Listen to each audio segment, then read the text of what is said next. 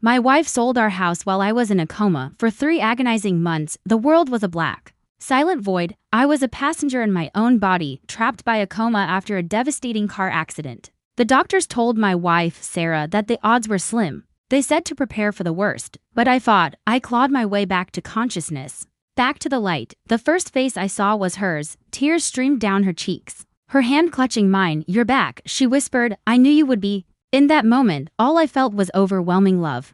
I was a husband who had returned to his wife, a father who would see his daughter again. As the fog in my mind cleared over the next few weeks, I started asking questions. When can I go home? I'd ask the nurses. They'd just offer a polite smile and change the subject. I asked Sarah the same thing. "Soon, honey," she'd say, her voice a little too bright. "Just focus on getting stronger." The day I was finally discharged was supposed to be a celebration.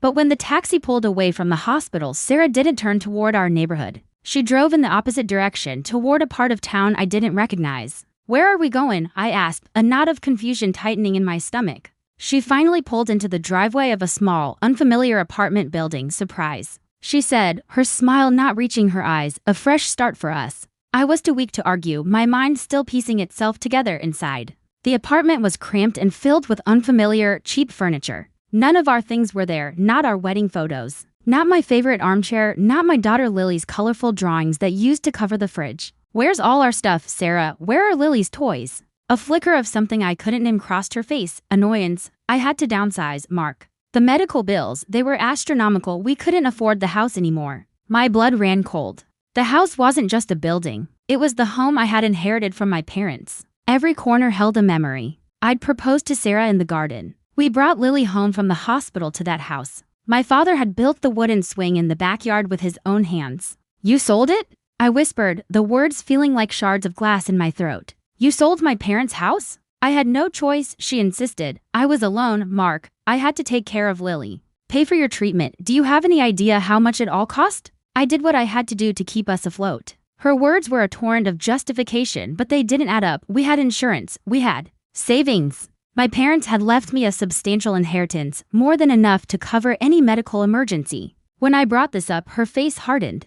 That money was tied up. It was complicated. "You were in a coma." I had to make a decision. The next few days were a blur of quiet tension. Sarah would leave for her new job early in the morning and come back late, exhausted and irritable. Lily, my sweet 6-year-old, was withdrawn. She barely spoke. When I tried to ask her about our old house, she'd just shake her head and look at her mother. A flicker of fear in her eyes. That fear was the final alarm bell. Something was terribly wrong. Using the cheap laptop Sarah had bought, I started digging. My hands trembled as I typed. I found the public record of the sale. The house was sold for a fraction of its market value. The buyer's name was unfamiliar, but a quick search revealed he was a property developer known for buying low and selling high. But then I found it, the link. The developer was the brother of a man named David, a name I recognized from Sarah's old college photos. My heart hammered against my ribs. I looked up David online. His profile picture showed him standing on a beach, arm in arm with a woman. It was Sarah. The photo was dated 2 months ago. While I was lying unconscious, fighting for my life, betrayal is too small a word. It felt like my entire world, my entire past, was a lie. She hadn't been a desperate wife making a tough choice. She had been building a new life with someone else on the ashes of ours. The next day, when she came home, I was waiting. I didn't yell. I didn't scream. I just looked at her, the laptop open on the table between us, the picture of her and David shining in the dim light. "Who is he, Sarah?" I asked, my voice dangerously calm. The color drained from her face. The charade was over. She tried to lie, to spin another story about an old friend, but the evidence was irrefutable. She finally broke.